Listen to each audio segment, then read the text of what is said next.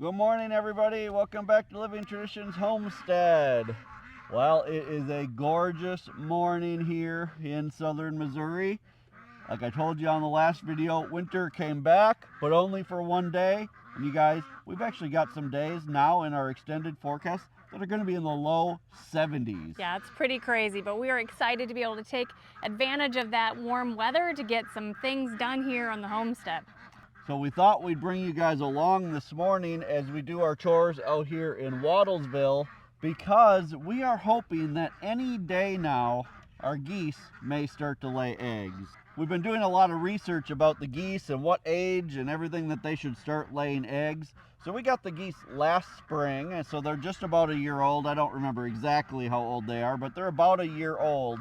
From what I've been reading, a lot of geese will lay at 1 year old. Now there's some conflicting information about that. Some people say they don't lay until they're 2 years old, but I've read some kind of testimonials from people who have the same breed of geese that we have that say they're started laying right around a year old, maybe even a little before a year old. But our hope, and the reason why this is such a big deal to us, is that we're wanting to hatch some goslings to grow out for meat, but for them to grow out in around in our chicken moat to keep the grass down. These geese, and really geese in general, eat a lot of grass. Right. And one thing that we've had a hard time keeping up with here on the homestead is keeping the grass mowed down in the chicken moat. Now, we thought that our chickens would just eat all of the grass, but it's just too large of an area for them to eat it all. And really, they're not huge grass eaters, but geese are. Yeah, so our hope is to put a few geese with each of the flocks of chickens over the summer, let them live the entire summer in the chicken moat area, and then process them next fall. And our hope is that then we won't have to ever mow inside of the chicken moat area. Now, for those of you who may not be familiar with what our chicken moat is, the chicken moat is a double fence system that we put around our garden and orchard so that the deer won't jump and get into our gardens. We put that up about 4 years ago now, and in those 4 years we haven't had a single deer cross that fence line. We have two fences 6 feet apart. It fences off an entire 1 acre area, and like I said, not a single deer has crossed those two fences. So that has been working out really, really well. But that also serves as a really long, narrow chicken run, or really run for any kind of birds that we want to have around here. Right. It is not safe for our chickens to just really free range here, because they get picked off really by coyotes mostly. Right. So we need to keep them in a run, and we thought, hey, rather than just wasting the space in this double fence system to keep out the deer, we'll just use them as a chicken run, and we call it our chicken moat. So let's head into Wattlesville. As you can hear, the ducks and geese are anxious to get out. The silkies are too. So let's go get everybody their food, and then we can check for eggs while we're in there as well.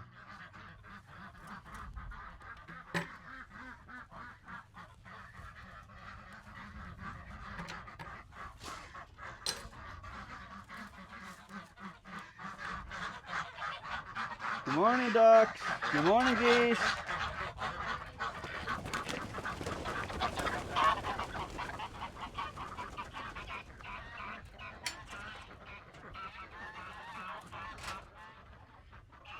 All right, before I get their feed, let's take a quick look around.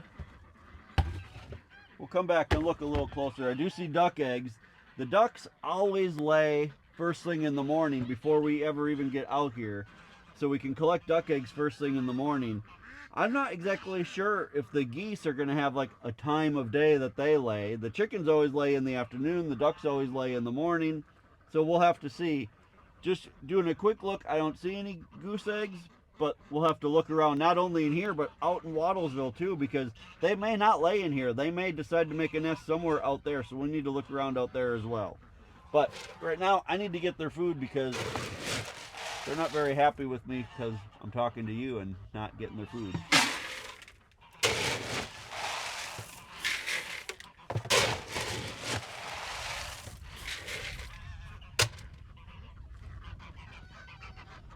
I'm coming. I'm coming.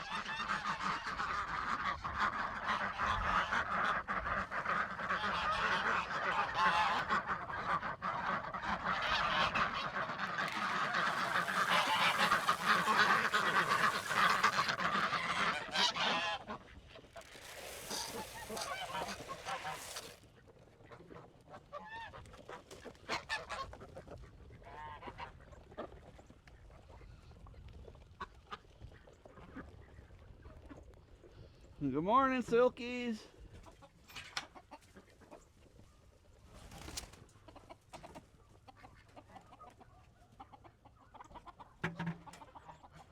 Now the Silkies don't know it, but their new roommates might show up today. Of course, they're not going to move in just yet, but we are waiting for the post office to call so that the new Polish chicks that we ordered for Sarah might show up. They should show up today or tomorrow. We're hoping they're going to show up today. So we need to get chores done in case we get a call from the post office. We can head into town.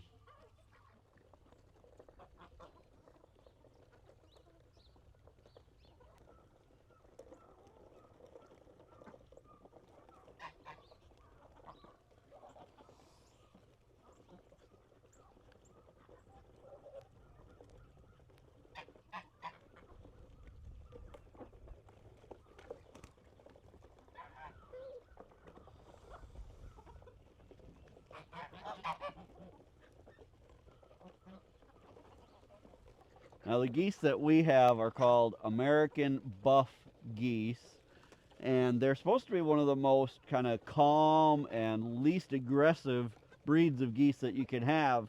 And so far, that's proven to be true. They've been very calm. They've never come after us.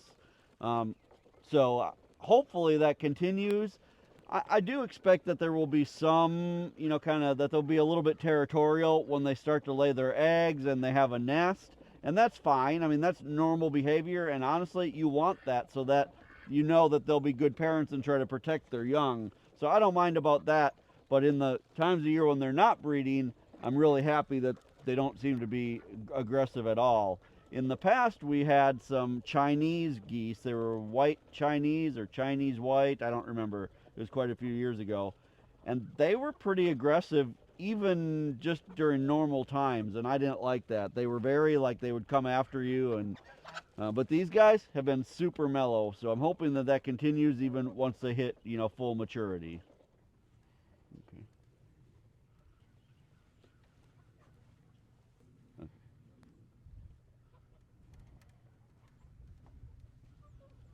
Well, I looked around out here in Wattlesville as I was, feeding everybody, and I didn't see any goose eggs around. So I'm assuming that means they haven't laid any yet. But let's go double check inside the house here, and we need to collect duck eggs anyway. So let's go see.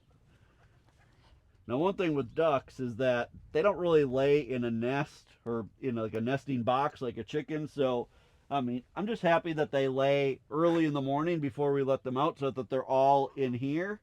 But they're kind of, as you can see, just kind of all over the place. So here's a duck egg. We've been getting 4 or 5 a day recently. So here's one here. And the thing with ducks is they may not lay in a nest, but they do always pick the dirtiest spot in the entire shelter to lay their eggs. So there's 2. Here's one here buried. 3. That looks like it over there. And lately one of them's been laying back here behind the feed bins.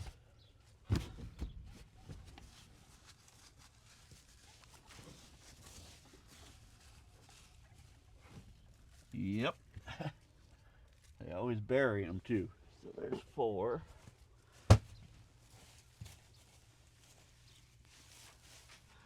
Looks like 4 is going to be the magic number for today. So, nice big duck eggs. We love duck eggs. They're so good. The yolks are so big and rich. And actually, we supply eggs to our daughter and her husband and my mom and dad. And all of them really prefer the duck eggs over chicken eggs. My mom loves duck eggs to use for baking because it makes everything just a lot richer. And our daughter and her husband, they just love duck eggs more than chicken eggs because they're bigger and the yolks are bigger and they're just really good. So we're happy to be getting duck eggs again. So I guess no goose eggs yet, but we'll keep you guys updated if they start to lay. If you've had geese in the past, let me know. Do you think we're going to get eggs this year? I'm super hopeful. What we've kind of decided though is if at some point, say by like April, they haven't started to lay, then we're going to kind of assume that they're not going to. And at that point, we will probably just buy some goslings to put in the chicken moat area for this year to see if our experiment is going to work. But I'm still hopeful that they're going to lay this spring. All right, we're going to finish up our other chores. We're not going to film all of that because we're kind of running behind schedule this morning, and we're hoping that the post office is going to call.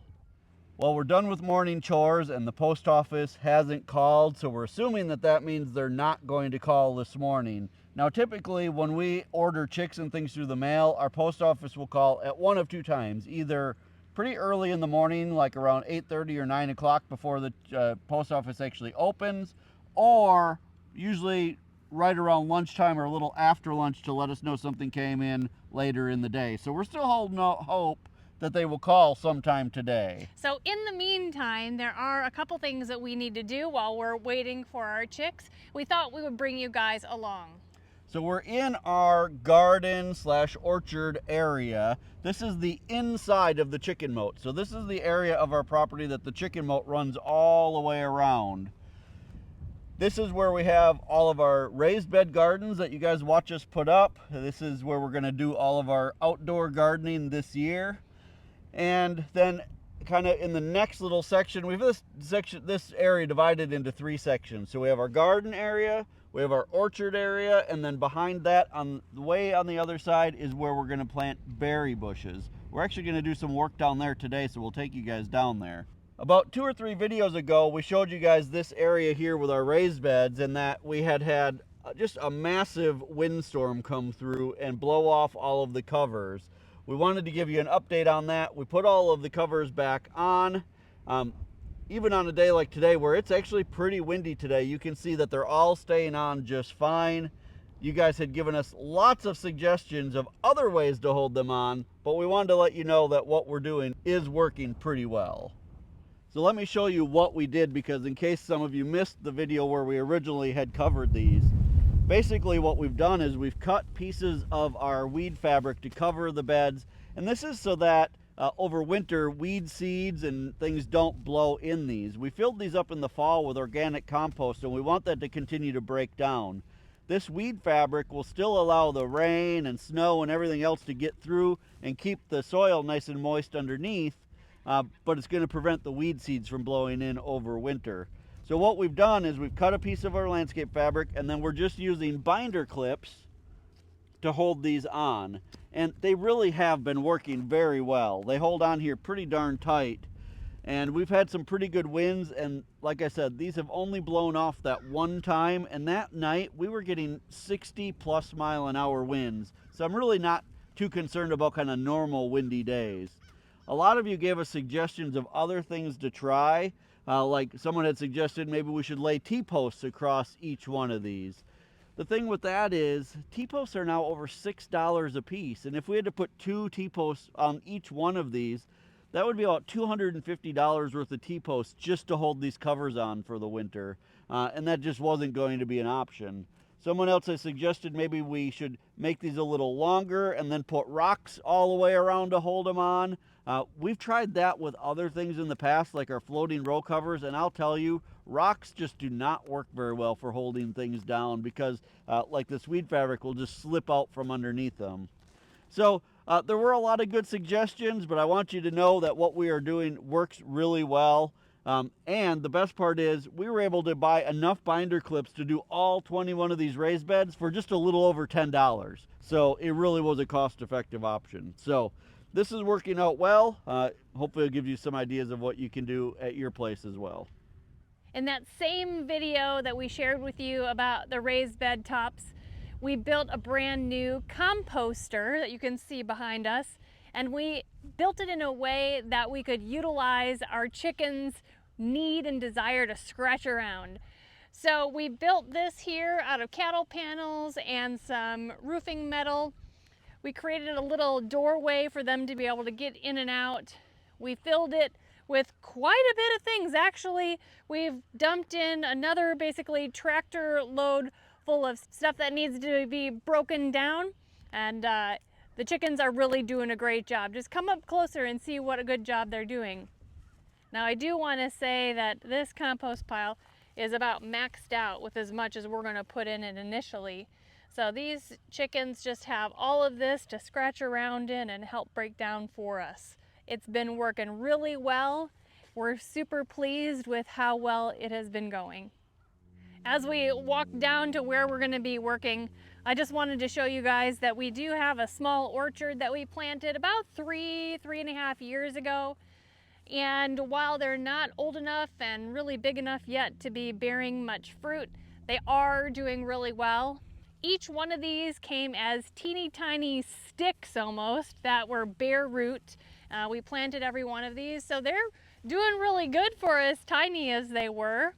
Now, I haven't done the pruning yet for this year. I should do that actually, because with this crazy weather, you guys, some of these are about ready to blossom, which is not a good thing. If they blossom early and then the frost comes and takes them, chances are we won't have any fruit on these trees this year. But they're still in growing mode, growing phase. So if there's one more year that we don't get fruit, that'll be okay. It'll be a huge blessing when we do get fruit on some of these trees. It'll be so nice to preserve them for either us or our extended family.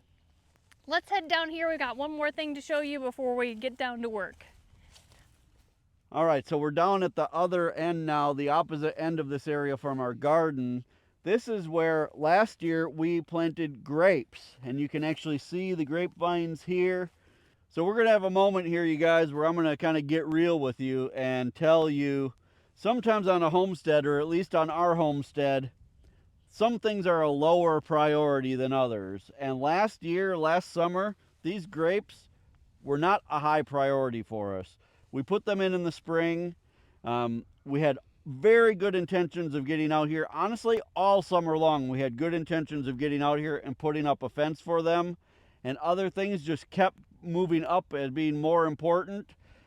We were just happy, honestly, last year that we kept these alive all summer. We were able to put in some drip irrigation here and keep them alive. And so we never got around to putting up a fence. We are going to do that before they start growing again this year. But you guys, this is kind of where they're at right now. You can see, you know, even though we have the weed fabric down, all of this that you see growing here is coming from the little hole right around the base of the grapevines. So we need to come out here before things start to come back to life. And we need to get all of these weeds out of here. We need to put up our fence. Again, that's just life sometimes. Sometimes things get busy. Last summer we had our daughter get married. It was just a busy summer. So I'm not making excuses. I'm just telling you how it is, that not everything is perfect all the time. And last year, this was one of the things that we just kept putting lower and lower on the list. But it will be getting better this year, because this year these are actually going to grow quite a bit. Last year, I think they did a lot of growing underground, not a whole lot above ground. And this year, I think they're probably going to take off above ground as well. So that's where we're at with the grapes. And then what we're going to work on today is actually figuring out what we're going to put right here next to the grapes. So just so you guys have a vision of our plan for this area, this third of the garden space or orchard area and everything is reserved for berries and grapes, like Kevin had told you. So next up in line is going to be an entire row that is going to be half raspberries, half blackberries. The final row, which we'll do in another year or so, I don't want to make any commitments, I hope to be blueberries. But the easiest thing for us to do this year is raspberries and blackberries, because they are going to grow great in our ground just as it is. Blueberries are a little bit more particular, and I think that we need to prepare the ground ahead of time, and we'll work on that in a later year. So Kevin and I actually can't remember how long of a row of berries we're going to be putting here, so we need to do some measuring today so that we can figure out how many blackberries and how many raspberries we need to order. And I'm super excited to get those into the ground. All right, so I got our tape measure. We're going to measure this area out. Basically, our kind of vision for this area is to have 3 rows, like Sarah said, grapes, berries, and then blueberries. So we want our next row of where our blackberries and raspberries are going to be the same length row as the grapes. It may not, I don't know if you guys can tell on video, but this area here is not like, the corners are not square. They're not 90 degrees. So everything's at kind of a weird angle in here, so it's always a little odd to try to figure things out. So I think if we just go from the corner all the way to the end, right, this one, we'll be able to figure we should it be out. able to Yeah. keep the same distance from the fence on both sides. Right. All right, let's see where we're at. Well, we need to figure out how many plants we can fit on this row. All of the blackberries and the raspberries, when I was looking at the website for Stark Brothers last night, they're all going to be planted about 4 feet apart. So far, all of the plants, like the orchard plants and the grapes and everything, all of them have been from Stark Brothers, which is a Missouri company. So our plan is to get the raspberries and the blackberries also from Stark Brothers. 100 feet. 100 feet. Now in the past, we have done videos and shown you guys when we actually go blackberry picking for wild blackberries. In our area, there are wild blackberries everywhere, and actually there's a variety of raspberry that grows wild here too. They're called black-capped raspberries. So you may be wondering, with all of the blackberries and the wild raspberries around here, why on earth we need to plant them in our garden space. Right. Well, there's a few parts to that. The big thing is the wild ones grow really in kind of wooded areas and not very good areas, and they come ripe right around the 4th of July, which once we get into that far into summer, it's major tick and chigger season here in Missouri. And I can tell you, every year when we go picking blackberries, I get covered in chiggers, no matter what I try to keep them off. And then last year, as many of you know, I actually had a tick-borne illness called ehrlichiosis and was really, really sick for about a month. Luckily, I did recover from that, but it's really made me more aware that going forward, we need to be much more on guard about ticks. We really need to be taking it more seriously. We also know several people now in our area that have alpha-gal, which is another tick-borne illness that makes you allergic to red meat. That would be terrible for any of us to get because we eat a lot of red meat. So we're trying to do things that will keep us out of the woods during the hot parts of the year, so we can hopefully have minimal chances of getting more of those tick-borne diseases. The other thing with more kind of domesticated blackberries and raspberries, well, first of all, we can get thornless blackberry plants. Right. There are some thornless raspberry plants, but those aren't the ones that I've chosen to order. But the berries on both the blackberry and the raspberries on these more domesticated varieties, they're really huge. Right. And they're super juicy. In this kind of environment, we can control their nutrients, we can make sure that they get enough water. Right. And that's something that is really variable with the wild varieties. You're really at the mercy of the rain. You're at the mercy for whatever your soil conditions are, and that really can make a difference in the flavor, the sweetness, the bitterness of those wild berries. So soon enough, I'll be able to place that order with Stark Brothers so that they can deliver those berry plants at just the perfect time for our area to get them planted.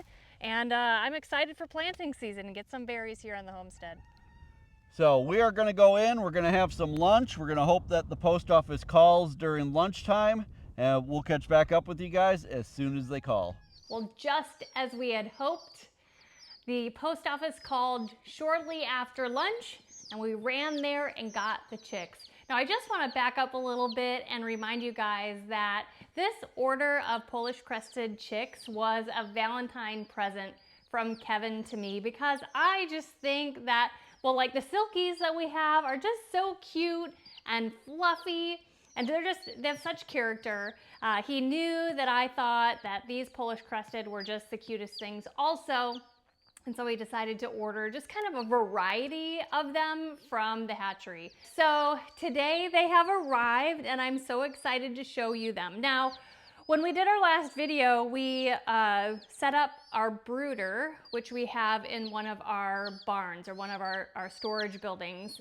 But we decided that we're actually going to keep these guys in a small portable brooder in the house for just the next few days, because when we looked at the forecast, the lows are going to be in the 20s. Even though the highs will be in the 50s or something, it's going to get pretty cold out there.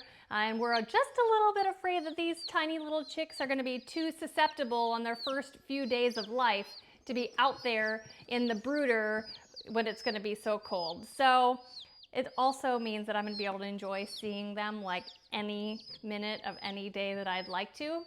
And I'm excited about that. So we brought in this portable little brooder that we have here.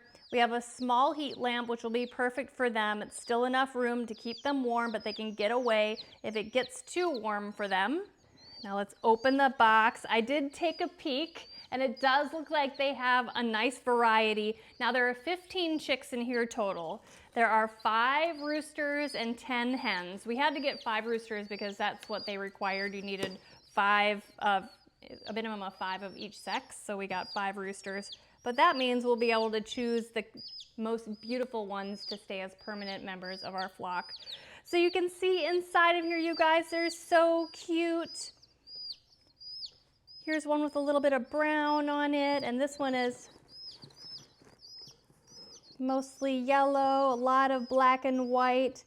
I'm so excited to see what these are going to turn out to be. So I'm going to take these guys out one by one and show them where the water is, dip their beaks in there, and then they can get snuggled underneath the heat, and they can just get comfortable in their new kind of temporary home.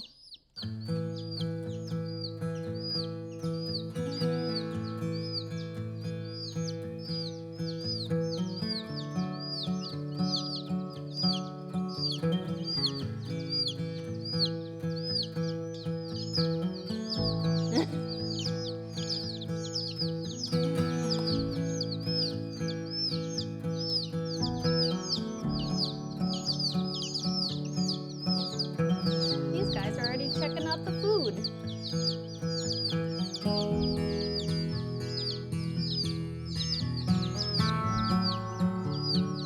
Scooch over.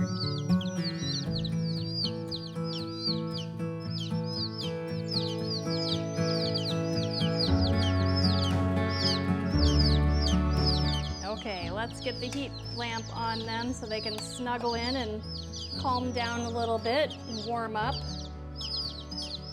I did see a couple of them shivering a little bit, but we made sure that the water in their waterer is semi-warm, and that will help them warm up too.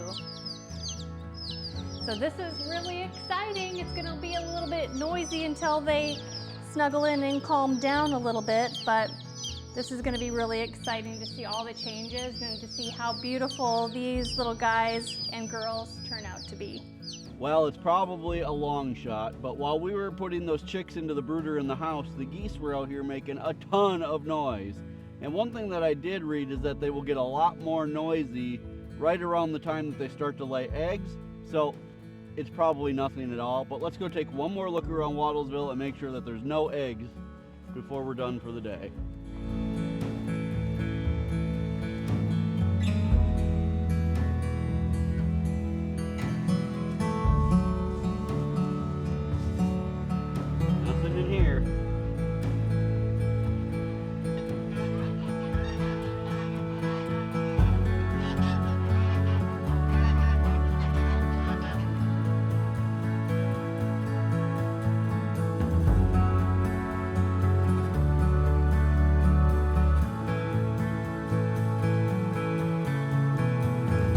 Nope, I don't see any, but I'm still holding out hope that this year we're going to get some eggs.